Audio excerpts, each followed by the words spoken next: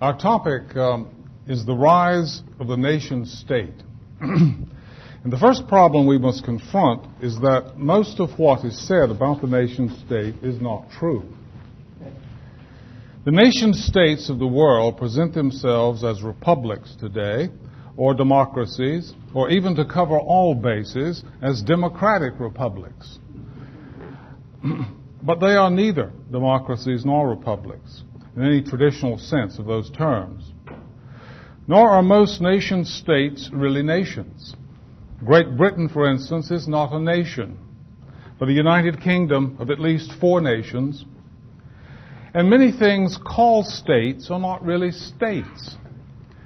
Saudi Arabia, for example, I would say is not a state, but a family oil business. And further, many people are inclined to identify government with state. And when it is said, quite rightly, that mankind cannot live without government, we are inclined to read this to mean that mankind cannot exist without the state. But there is no necessary connection at all between government and state. Government and political order generally presupposes a relation of authority and subordination. The family, for example, it could be said to be the primordial political unit because it contains the relations of authority and subordination. Indeed, any recognized social authority can be the source of government. Throughout human history, except for the last 3.5 centuries or so, men have been governed by many sorts of things that were not modern states. Tribal chiefs, religious leaders, powerful families, federations of powerful families, aristocratic republics, town councils, principalities, and so on. In all of these, justice and laws were enacted, war and peace made, taxes raised, money established, children educated, and internal security looked after, without anything that could be called a modern state. There are many examples today. The United Postal Union, where do all these stamps just fly around the world? But there's no government enforcing that. It's arrangement between governments, but no government rules it. Yet it's government. It's a way of governing our behavior. The airline regulations, International Telegraph Union, and on are forms of people being governed without the coercion of the state. Now, what we misleadingly call the nation state is really an artifact of modern European culture, only about 3.5 centuries old. I think we should start calling the state a form of government. The modern state is a form of government, along with monarchy, aristocracy, republics, theocracies. It is just a distinct form of government. It's very recent, and how long it will last, we don't know. But if we want to understand it, we can do no better than to study very carefully Thomas Hobbes's Leviathan, published in 1651. Here we have in bold and memorable language, it's a brilliant work of rhetoric, an outline of the modern state at its very inception. Marx was right when he said, Hobbes is the father of us all. Hobbes' theory of the state, or what he calls sovereign power, can be put briefly. He imagines mankind in a state of nature without any law or morality except that of self-interest. Everyone in such a condition would be insecure and in fear of a violent death. The remedy is for everyone to contract with everyone else to give up their natural right to do whatever they please to a sovereign power, to either one or many men, to rule over them. Now, the contract is made among the people themselves and not between the people and the sovereign. What they gain is an end to the war of all against all and a peaceful pursuit of liberty, now defined as that domain in which the laws of the sovereign are silent. And his laws are absolute, for the people have conferred on him unlimited authority for the sake of peace. And so Hobbes says the sovereignty is indivisible, infallible, and irresistible.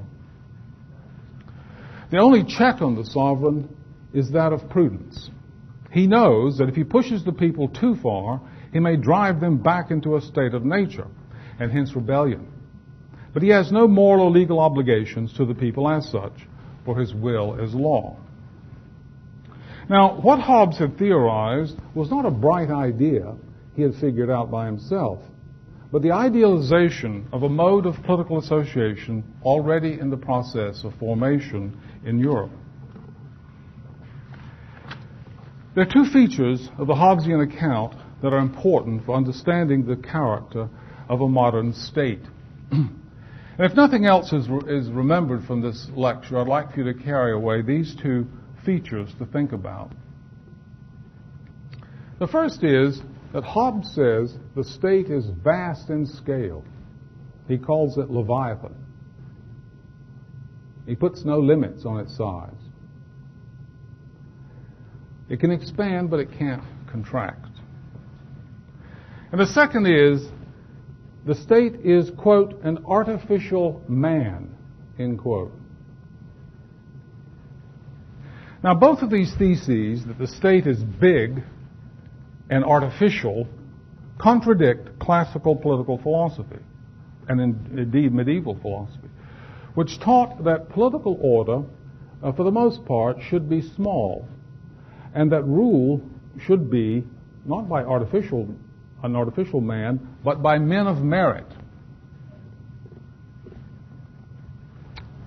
Aristotle says, quote, "To the size of states there is a limit, as there is to other things, plants, animals, implements, for none of these retain their natural power when they are too large or too small," end quote.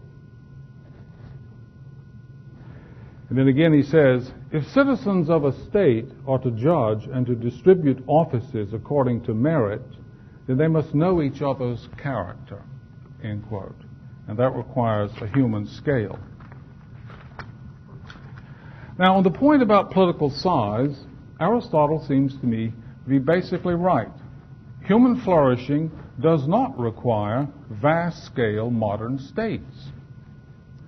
Athens, with around 50,000 people, it hovered at that population, that includes slaves and foreigners, in 3 generations produced a culture of such high level that we still take much of it as our guide. The great religions of the world were formed in tiny communities like Israel and Arabia. Florence, with around 40,000 people, was a leading center of the Renaissance, producing world-class architecture, painting, sculpture, science, philosophy, literature. Opera was invented there by Galileo's father. And Florence was a pioneer in modern banking. The founding fathers of America lived in a world where no city was over 30,000 people.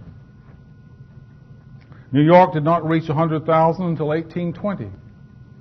London in 1830 was the first city to reach 1 million. So the monster cities, such as Mexico City with around 24 million, about a quarter of all Mexicans, or Sao Paulo with 19 million, Tokyo, Los Angeles, and so on, are very, very recent phenomena.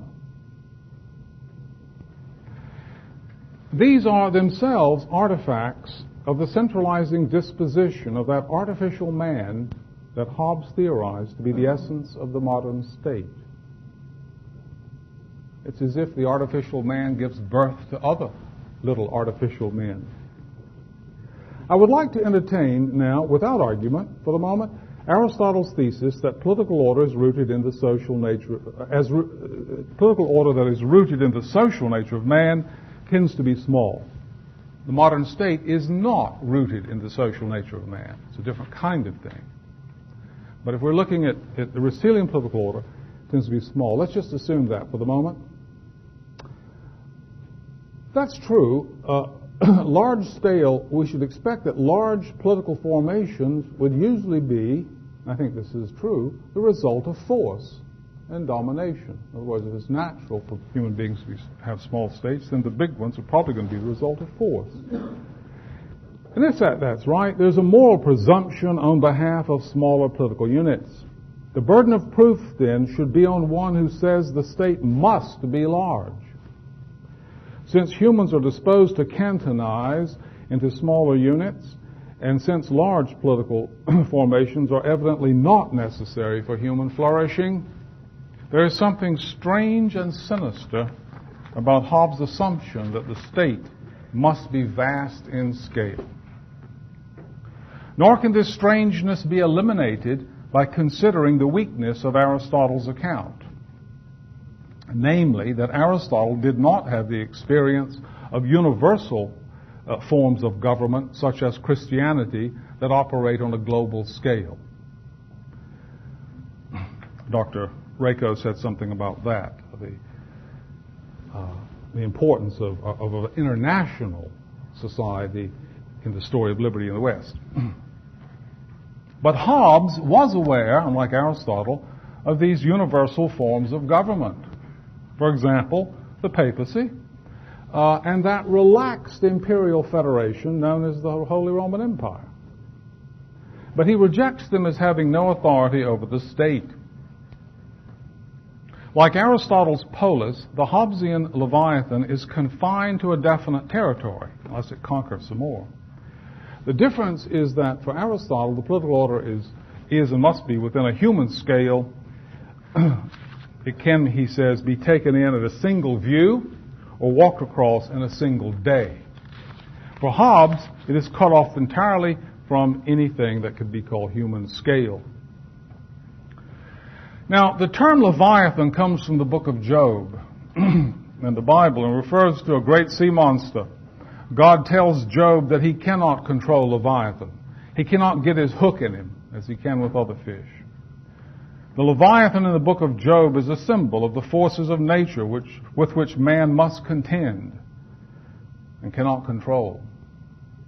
So we may say that what Hobbes is telling us is that the Leviathan is an artificial man, not a natural force, beyond human scale, which cannot be controlled and must be endured.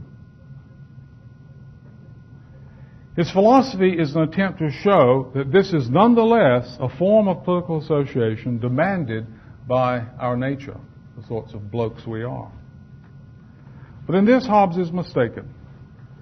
The state, Hobbes theorizes, is not a brilliant idea to the final form of human association, political association, but a historical artifact rooted in contingent circumstances. To better understand it, it is necessary to set aside political theory and to tell a story about its origins. Hobbes describes, so I'm going to give an account, a very brief account, of this artifact called the modern state. Hobbes describes the sovereignty of the state as absolute command, there being no will, human or divine, superior to the state. Europe would eventually become an order of such states, but that is not how Europe began, as Dr. Rako has shown us. Sovereignty in the Middle Ages was always divided. It was divided all over the place.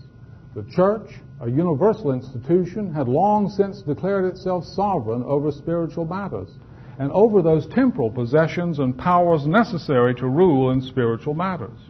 It had vast holdings in property and its own law.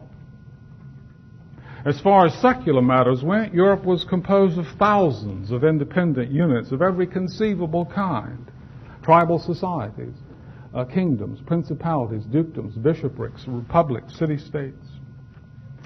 In addition to these particularistic political units, there was the international order of the Holy Roman Empire, and of course the papacy, as well as numerous leagues, republics of free cities and the like. Politics was a matter of negotiation, sometimes with force, between these independent social authorities. None of them even remotely resembled a modern state. A medieval king was so hedged in by a great array of independent social authorities that it's hard to imagine today, each of which had sovereignty in its own sphere and titles which were as good as the king's. And they had the means to resist. When Henry IV ran afoul of divine law, and church policy, the church had the moral authority to bring him quite literally to his knees in the snow. The barons did the same to King John of England. A medieval king, beyond his own property, had no steady source of income until after the 100 Years' War. And then it was a trickle. That's all the central authority needs, is a trickle. It's always able somehow to turn that trickle into something else.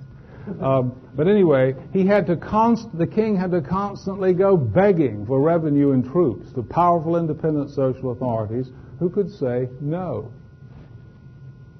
Every king's ambition was to become free of this dependence.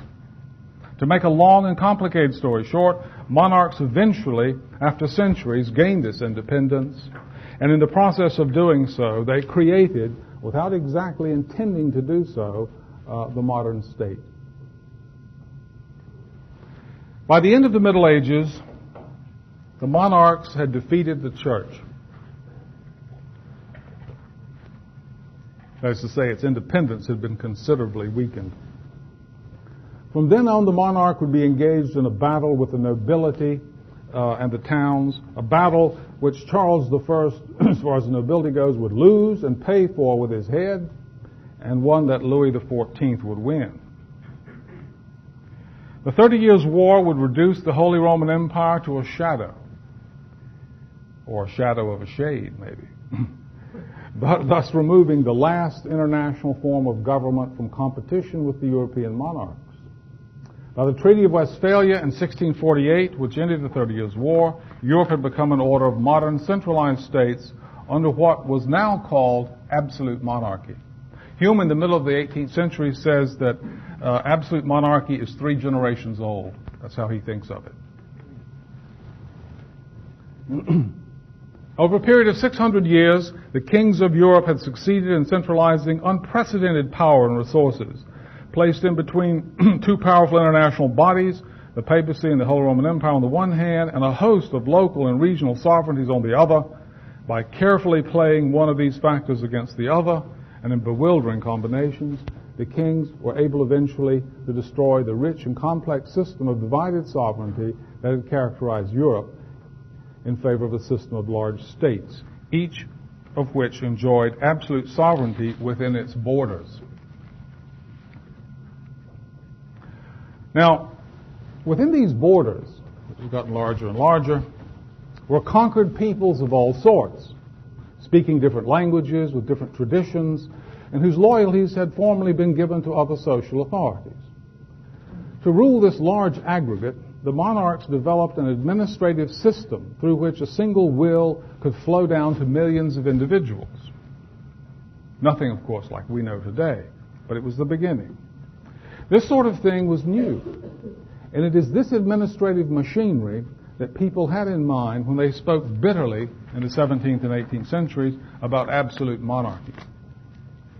And when you find the founding fathers accusing each other in the constitutional debates of dragging us into monarchy, they don't mean there'll be an hereditary prince or executive so much as they mean there's going to be this centralization.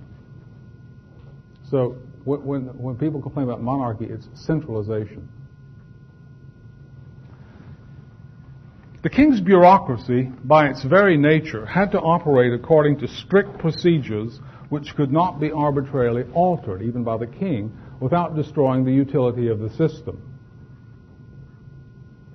As the king, largely through conquest, centralized more power, the bureaucracy grew, acquiring a life of its own. With each stage of its growth, it separated itself more and more from society, and eventually from the king himself. So this artificial man he had created began to, like Frankenstein, get up and walk around. The most powerful absolute monarch of the 17th century was Louis XIV. Of his administrative system, he boasted, "L'État, c'est moi." I am the state. But he was wrong. By then, the state was no longer the king's possession. In fact, it belonged more to powerful ministers such as Richelieu and Mazarin than to the king. It was the centralized administrative system, vast in scale, that Hobbes called Leviathan, and an artificial man, and which we know today as the state. Now, nothing shows more clearly how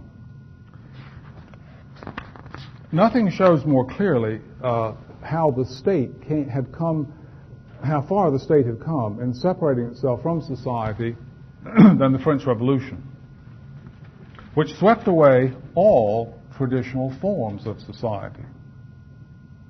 The king, the nobility, church, provincial governments, an independent judiciary, and even space and time as traditionally conceived were swept away as the calendar and the geography of France were changed.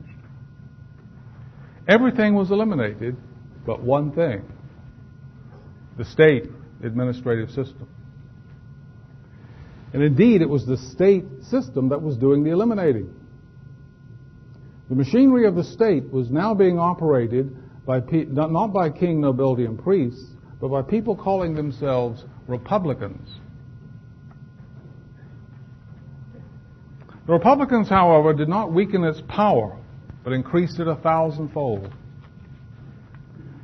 The French Revolution not only demonstrated the immortality of Hobbes' artificial man, it transformed the very meaning of the state, giving it its specious moral legitimacy it has today. Let's see how that works. Centuries of monarchical rule had accustomed Europeans to think of the state as being above society. They called themselves subjects. And they were. I mean, they were subjects. And they thought of themselves as subjects, and the state was above society. But the French Revolution declared that society must control the state. Now we're going to be citizens, not subjects. See? So the state's not going to be above society. Yet so strong was the force of habit that it was still natural to think of the state as expressing a single will. Instead of the single will, however, of the monarch, the revolution substituted the single will of something called the French nation. Now ponder that. Hobbes' artificial man had been transformed from the person of the king to the person of the nation. For the first time in history, a nation person would appear on the stage. A thing called France would be declared a republic, one and, quote, one and indivisible. It always has to be one and indivisible, even on our Pledge of Allegiance, one nation, indivisible. No divided sovereignty, please. France would, this thing called France would act, would make war, make peace, preserve her honor, and so forth. The appearance of the nation person was not only a spectacular absurdity, logically, but a long-term moral atrocity. For it meant the elimination in thought and practice of all those smaller political units and independent social authorities that made up the realm previously known as France. So to have this French nation, you've got to do a lot of wiping out.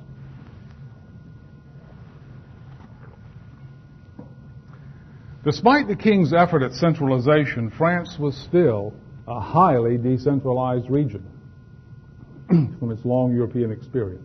In 1789, for example, there were no less than 80 provinces, each with its own laws, its own customs, its own political traditions, its own history of resistance. These histories went back centuries and centuries.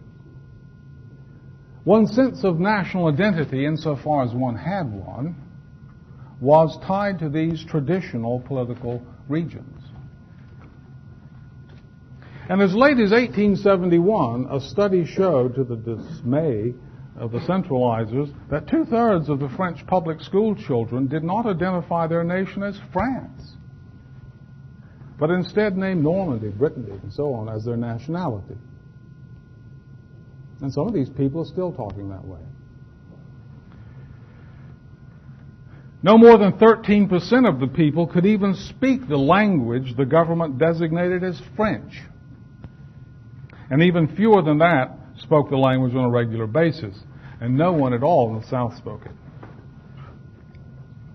To create the new artificial nation person, all of those independent social authorities that David Hume said were shaped by the hand of nature would have to be hollowed out and flattened out. Speaking in the Constituent Assembly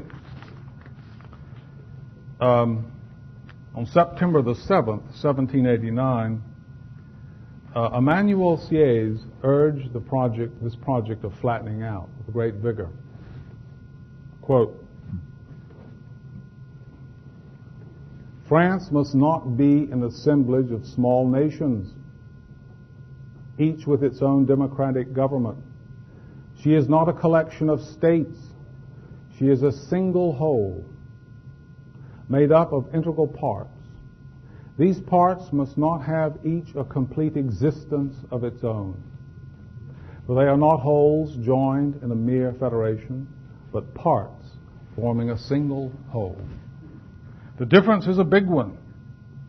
Everything is lost once we consent to regard the established municipalities, the districts, or the provinces as so many republics joined together only for the purposes of defense and common protection. Now that's real republicanism, you see. I mean, so here are these Republicans, these French Revolutionary Republicans, are very much worried about actual republicanism, which is in France. Not going to have any of that. In reaction to the French Revolution and the imperialism of Napoleon, other European monarchs accelerated the process of centralization. Everywhere, the rich mosaic of independent social authorities that was Europe were ground into powder, to which Alexis de Tocqueville bore eloquent witness. And I quote, "The old localized authorities disappear without either revival or replacement. And everywhere the central government succeeds them in the direction of affairs. The whole of Germany, even the whole of Europe, presents, in this respect, the same picture. Everywhere men are leaving behind the liberty of the Middle Ages, not to enter into a modern brand of liberty, but to return to the ancient despotism, for centralization is nothing else than an up-to-date version of the administration seen in the Roman Empire," end quote. Not as if people didn't know what was happening. This process of centralization eventually swept away the monarchs themselves, who had started the process. Oh dear. And most of the states of Europe developed their own version of the French model of the state as the nation person. That's why we see all those tricolors. You know, where you see a little tricolor, Italy, and they all are imitating this French nation person business. Here we have an almost magical and mystical transformation in the understanding of the state with the nation person. One that requires careful and in-depth study, which of course can't be carried out here, but I'd just like to make a few comments. First, the monarch had created the state merely for the convenience of commanding a large territory. Everyone knew the state was above society, though all hoped that His Majesty's government would benefit them somehow. With the collapse of monarchy, the state and the question of its legitimacy became a pressing problem. Because with the collapse of monarchy, why have this state at all? They knew the monarchs had created it. The solution, who's going to give up such a power, though? The solution was to claim that the state was now embedded in society, i.e. the nation, and was the expression of the nation's will. In giving the state a social character, namely the nation, which it had not had under the monarchs, it gained moral legitimacy. We begin to get democracy and the moral legitimacy of the public good and all that. Something Hobbes never even pretended to give it. But this was a spectacular absurdity. As we saw in the case of France, There simply was no genuine French nation in existence prior to the state. It was the monarchy that had crushed together the quite distinct national characters that occupied the vast territory known as the realm of France. It was not the French nation that expressed its will through the state in the Revolution, but the state that created or sought to create a French nation. So the French nation itself is an artifact of that artificial man. Now, for this task, it was necessary to use violence and terror. And not even the guillotine and Napoleon could actually accomplish it. As we saw as late as 1871, French school children still hadn't gotten the point. And the same would be true of other would-be nation-states in Europe. If you look at them, they're mostly ragtag affairs. You know, there's Italian people. Metternich was more right when he said Italy is a geographical expression, not a nation. Same with Germany and so on. But they've had great influence. I mean, an absurdity can still be very powerful. Incoherence can be just as powerful as coherence. But like all absurdities in political philosophy, the theory of the nation-state is the warped reflection of a truth. And this can be seen perhaps in the widespread use of Rousseau as the philosopher of the nation-state. Rousseau's famous theory of the general will and the social contract captures an important truth about the social nature of man. There is something like a general will that spontaneously occurs when men form social orders of various kinds. It's like a market price that spontaneously forms. But as Rousseau makes very clear, these social orders have to be small for that to happen and allow face-to-face knowledge, a teaching we've touched on in Aristotle. Rousseau's theory of the general will applies only to very small republics. So small that Rousseau will not even allow representatives, but requires that the sovereign people themselves actually show up to do the business of enacting the laws. Once you have representative democracy, it's downhill as far as Rousseau goes. The artificial man begins to grow and appear. He doesn't want any artificial men. So the government has to be, the state has to be small. Here's what he says, quote, from Rousseau. Size in nations and large extent of states, these are the principal cause of human misfortunes, and above all of the countless disasters which undermine and destroy civilized peoples. Nearly all small states, republics and monarchies alike, flourish by reason of being small, end quote. Rousseau's theory of the social contract and the general will is designed for small-scale political order. And therefore it makes no sense, and is corrupt, to map it on to a scale as large as France, much less China. In Mao Zedong's China, Rousseau was the only Western philosopher, aside from the Marxists, to merit special celebration.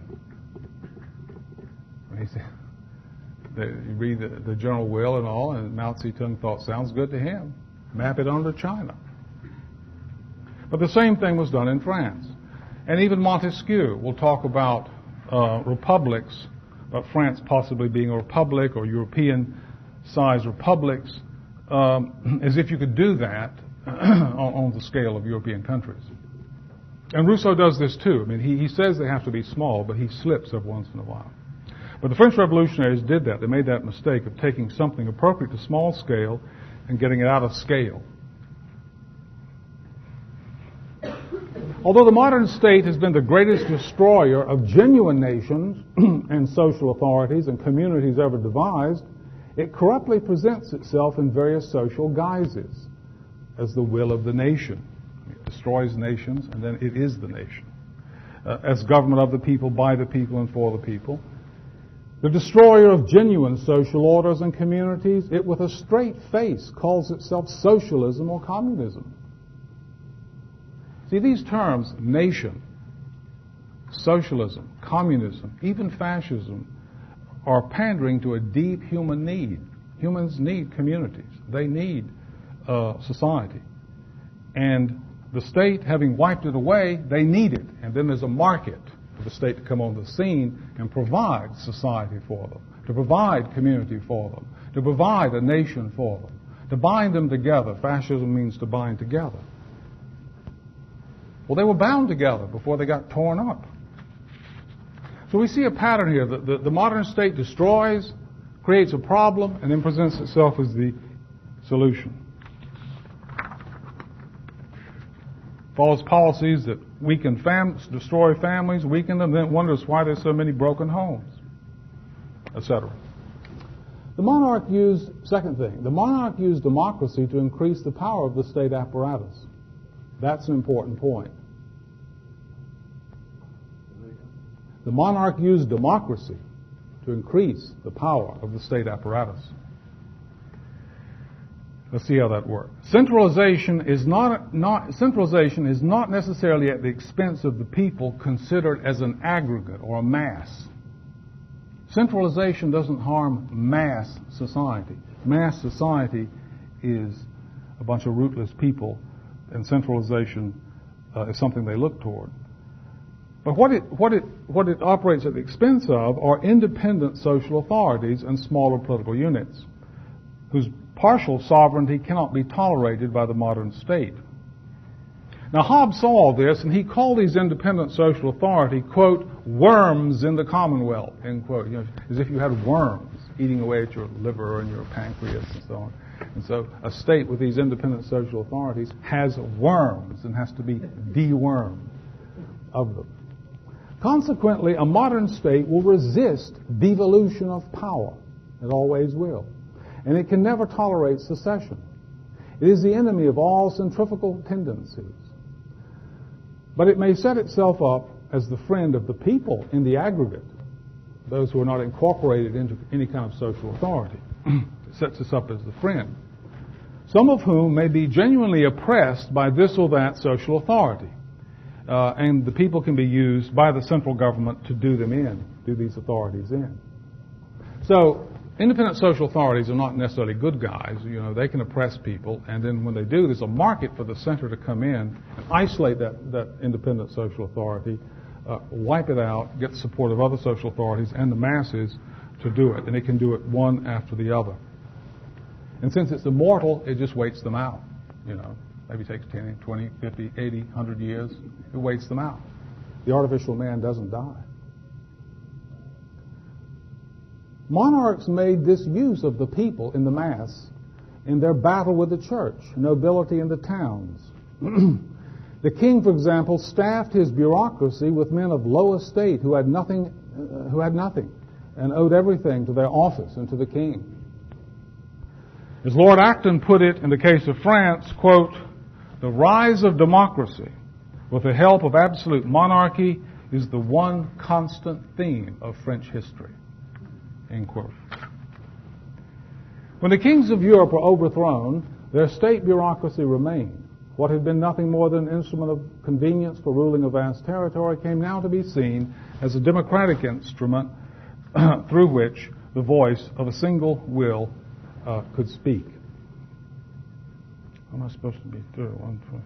Give me a hand. I get carried away here. Armed with this moral authority, the state could invade and exploit areas of society undreamed of by the absolute monarchs. The state would learn to mortgage future revenues and monetize a permanent debt. The British first figured that out. It would in time gain control of money. Indeed, it would do more than that. It would redefine the meaning of money as paper issued in its own name. It would build a centralizing infrastructure. See, Hobbes as sovereign didn't even know how to fix the borders. He couldn't exactly, hadn't had the technology to define the borders. He didn't know how many people were in the country. And Hobbes as sovereign lives off an excise tax. I mean, Hobbes doesn't even imagine the kind of state that comes later, you see. So, some big changes. The state creates its infrastructure, census, all the rest of it. It would, as much as possible, disarm the people.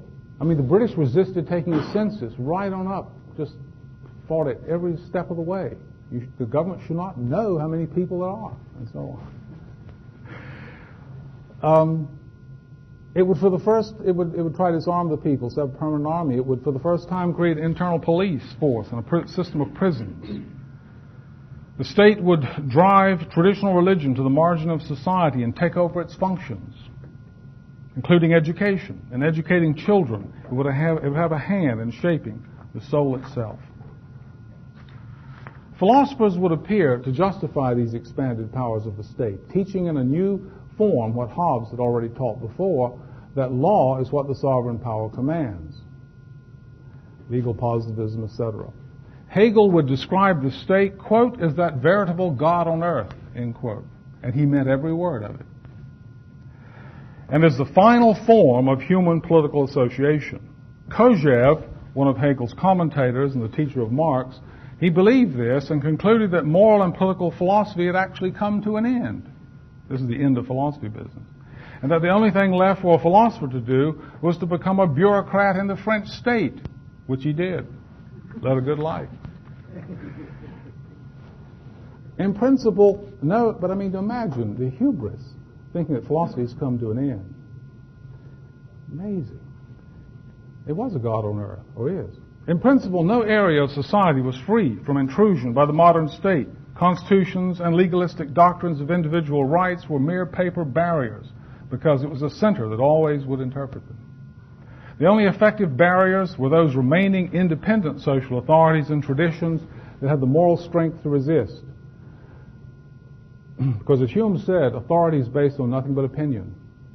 It's not based on force, it's based on the opinion of right.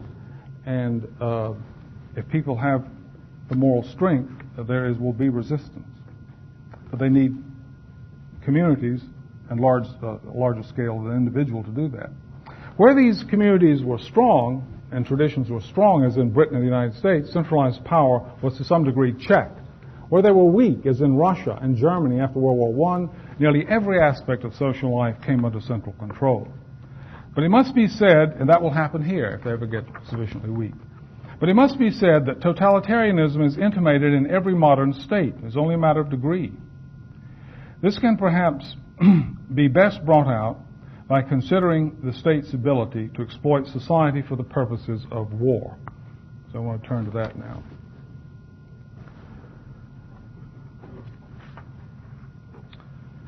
The Battle of Rocroi in 1643, which made France the dominant power in Europe, numbered around 48,000 in total. That's 1643. Big battle then.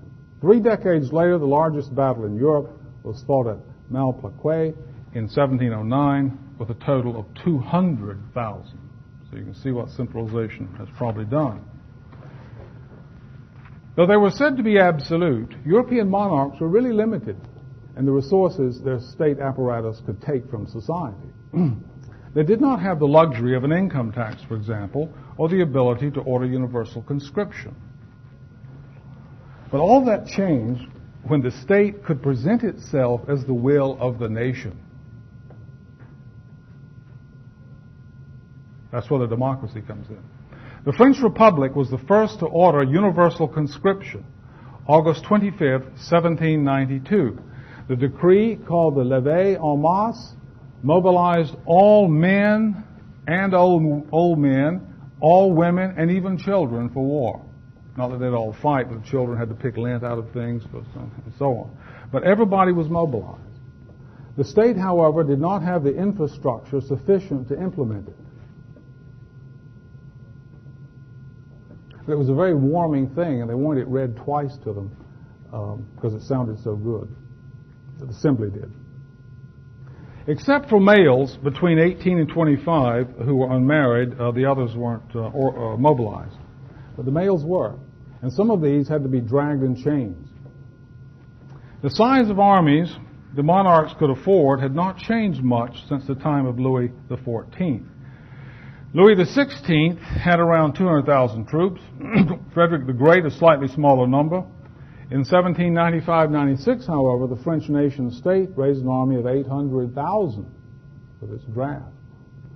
By the time Napoleon had been brought to bay, the French had raised an army of around 3 million, the largest ever assembled in the history of the world. And war was more vicious. Whereas monarchs had to be frugal with the use of troops and used elaborate tactics to maneuver to gain victory with minimum loss, Napoleon developed aggressive tactics of mass assault which used troops as cannon fodder, knowing that he could order another conscription.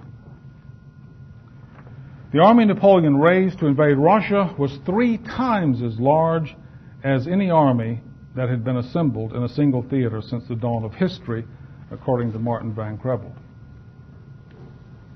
Now, the huge destruction of modern wars is often chalked up. There's a tendency to always want to say these things are natural. Well, you know, all this destruction of modern is because of modern technology. So that means you can't do anything about it. It's just the result of something like that.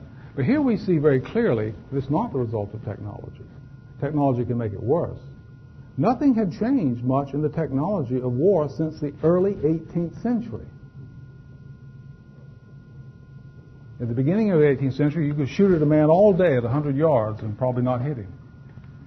At the end of the 18th century, you could still shoot at him all day and not hit him. And the fastest you could go was what a horse could do. So nothing had changed. Technology, what had changed, the vast scale of warfare that now could be carried out was due entirely to a change in the nature of political authority. The artificial man was able to do what the ordinary man couldn't do, or the kings couldn't do. The new nation state could now plunder resources of society that powerful independent social authorities had closed off to the monarchs. And all of this could be done not in the name of the egoism of a king, but in the name of the nation and its ideals of the rights of man. And now liberty itself is a justification for this. Okay? So liberty has a lot to answer for. You know, what crimes are done in thy name? Napoleon claimed to be the voice of the people. When you say that you're expressing the voice of the French nation, how do you know you are? And certainly, as Rousseau said, you certainly don't take a vote. I mean, you can take a vote, but that's just a rough empirical thing. So you've always going to have the central government having some agency, the Supreme Court of the United States, or some agency saying what the will of the people are. Well, here's what the French came up with, or here's what Napoleon came up with. Napoleon claimed to be its voice. Listen to this, quote, "The revolution is closed. Its principles are fixed in my person. The government in being is the representative of the sovereign people. There can be no opposition to the sovereign," end quote. You can't resist the people. To check Napoleon, other states would have to imitate the worst features of the French nation state and centralize their resources. Now we talk about human resources. By 1873, all states would have instituted conscription. By 1914, they would have the income tax. When the nation-state leviathans clashed in World War I, they had no idea what power they had amassed and what kind of war they had unleashed. They didn't have a clue. They went into that thing like a sporting event. We're going to whip some German butt, you know, or some French butt. And it wasn't anything, it had nothing to do with butt. It had to do with artificial men clashing. And the only way you defeat another artificial man is through attrition. And then they come back to life. See, they're immortal.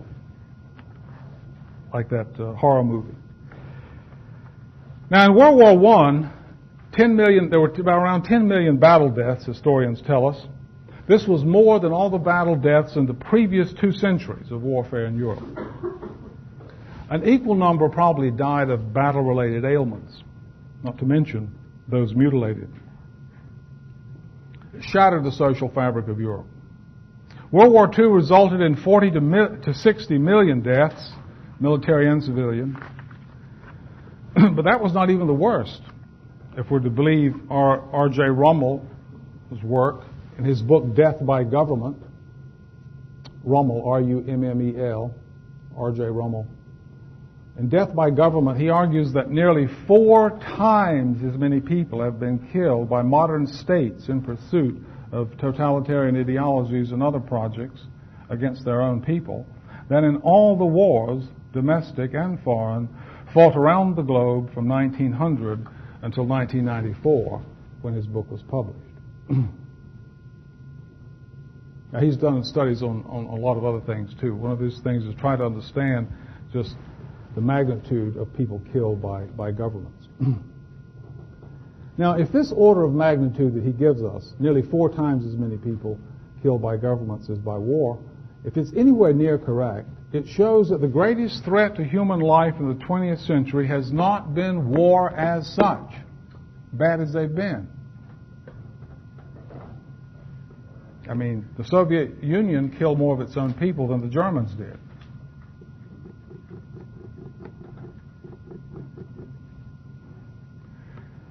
The greatest threat to human life is in the vast power concentrated in the hands of that artificial man, which Hobbes identified with the modern state. No human being should have such power, but there's a sense in which no human being does. The bureaucracy has it. And when Hannah Arendt talked about the banality of evil, having met Eichmann, you know that she got that from the Osprey's. It's dawned on, in writing this, it dawned on me that there's nothing special. All she was pointing out was that Eichmann was a mild-mannered, decent-looking fellow and all. He was a bureaucrat running the machinery of state. But the banality of evil she saw in Eichmann is to be seen in McNamara, who was running the machinery of state against Vietnam, in Vietnam. It's to be seen in liberal states. The banality of evil is to be seen when Americans bomb civilians at high altitude and won't fight them on the ground. And then, you know, the banality of evil is something that spontaneously comes out of this behavior of this artificial man. This corporation, this bureaucracy of the state.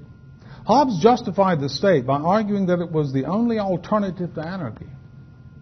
And ever since this has been a background control belief of modern political theory, whether it's actually asserted, sometimes it is, but even when it's not asserted, it's a control belief. It's deeply ingrained. Go read Rawls or any of these other people. The modern political philosophers, for the most part, assume this. But can anyone viewing the world wars and totalitarian atrocities of the 20th century carried out by the state really believe that? Would Europe be worse off under anarchy from 1914 until 1945? It's not clear that anything could be worse than what actually happened. Throughout most of history, men have lived without the state. Not that they've had a good time of it. It's been pretty nasty. If left to themselves, men spontaneously form small political societies and international societies, none of which require the coercive power of the state. Viewing the monster leviathans of his own day, Friedrich Hayek suggested that liberty in the future may best be secured in small states. Interesting point. In this, he was returning to the wisdom of Aristotle, perhaps even of Rousseau. There is a limit to the size of everything in nature, including states. But small states cannot emerge today without the acknowledged right of secession from Leviathan. There's no wilderness to go to start a colony. Something the modern state has protected itself from, namely secession, with its self-imposed and self-serving doctrine first proclaimed by Baudin and Hobbes that the sovereignty of the state is indivisible and is internal to territory. Every time you say the Pledge of Allegiance, you say indivisible. The artificial man can't be divided. Heretofore, the indivisibility of sovereignty, however, was an attribute belonging only to God. In an act of hubris, modern man stole this attribute from heaven and sought to endow the state and its territory with it. Failing to realize that everything made by mortal man is divisible. That includes that artificial man Hobbes called Leviathan. Thanks.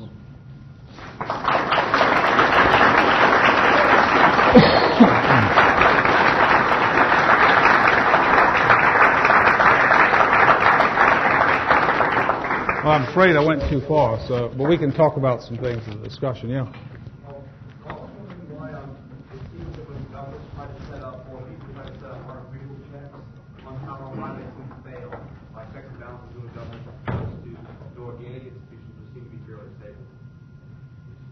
Well, I think the short answer would be that if you set up procedures and allow the central government to manage them, then they never come to anything. The only kind of resistance is from something. For example, in the United States, the state of California could resist the central government. Individuals can't. The political parties can't, because you just have individuals in a mass. But an actual society, a political society, could resist. That's why the Republicans, who are always the party of small government and getting government off your back, when they get in office, when the presidents get in office, you look and you see that government has grown even more than under the Democrats. So if you really wanted limited government, you should have voted for Mondale, Carter, and all the rest of them, because, you understand, because actually there was less growth. I was going to ask you what your definition of a nation is, and in relationship to Scott, I'm curious. And also, I've heard two words for it: ethnos, people related by blood, and then I've also heard people who are just citizens of a government. What would be is it both, or? Oh dear. Well, I don't like definitions. I'll give you the wisdom of Satchmo, who was asked by a news commentator, would you define jazz for us? And he thought he'd say, if you don't know what it is, I can't define it for you. So what I'm going to do is kind of talk around it. A nation, well, it comes from nativity, the place you're born. National affection is an affection for the hills and valleys, the food, the language, the style, the people that you grew up with, and have some sort of bond on a large scale. There are costumes, there's music, and it's an idiom. It's like the English language. Define the English language. Define it for me. You can't define the English language. You speak it. You don't define it. You speak it. So that's what a nation is. So the trouble with the nation person in France, for example, is there was no language.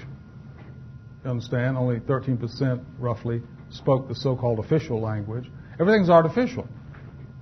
There's no tradition. There's no sense of community, et cetera, et cetera. It's all made up. The German nation was made up. The British nation is made up. The American nation's made up. And so we know what it's not. That there's the Sioux nation, perhaps, that there's an Irish nation, probably an Icelandic nation. So you can point to these things because you can understand that. That's not a very sharp answer, but. Given what you just said, there's actually a hope for the European Union, because if you're taking Germany, which was disparate states, yeah. Yeah, I think the story of the European Union is not over with. We don't know what's going to happen. It seems to me, I look at it sometimes and I say, I see the centralization beyond belief. They do some of these regulations defeat the satirist, including Euro condoms. You got to worry about the size of them, and so on. So there's a problem about the size of Euro condoms, and that got to be you get into the microphysics of that. It's very interesting. Anyway, they defeat the satirists. So it looks like the Europeans are creating a super state on the American model. By the way, if there wasn't a huge United States, there probably wouldn't be a European Union of that kind. Okay? In other words, you have one big colossal power, somebody else is going to try to counter it. So just let me, just a moment. But the other thing is the centralization in the creation of international agreements and societies is bringing about devolution. That's true. And that's a good thing. That's a good thing.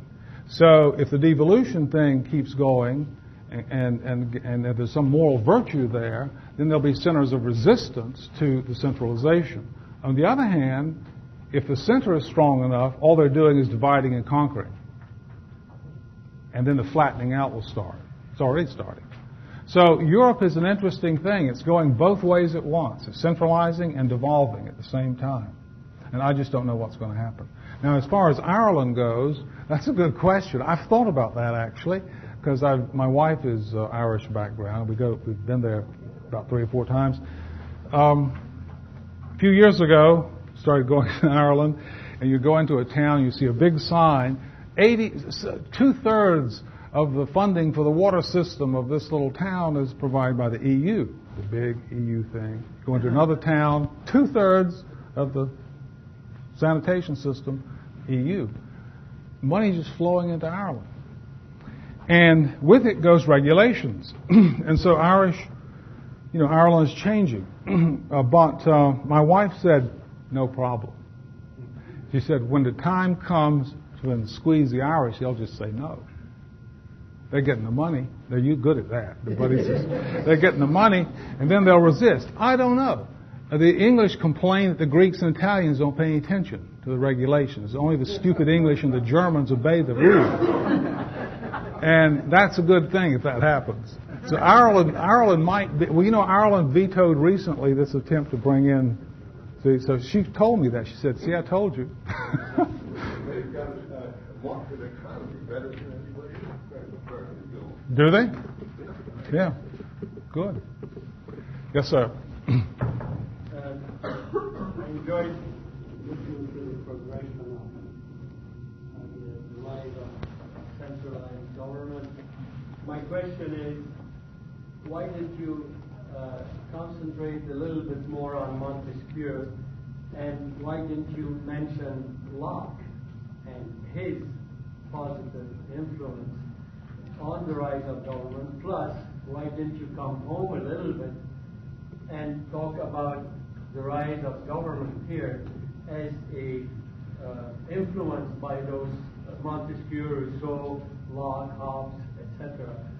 And another question: if you were living in laziness, sheer laziness. If The only you were answer. living in the 1860s, you sure would have been against Lincoln because he didn't want centralized. Centralized, yeah, He yeah. wanted the South to rise. Yeah. Well, let me ask you this about Locke. We are over time, aren't we? We need to stop. Maybe we can just talk afterwards. I want to know what you mean by Locke's influence. Okay, thank you very much.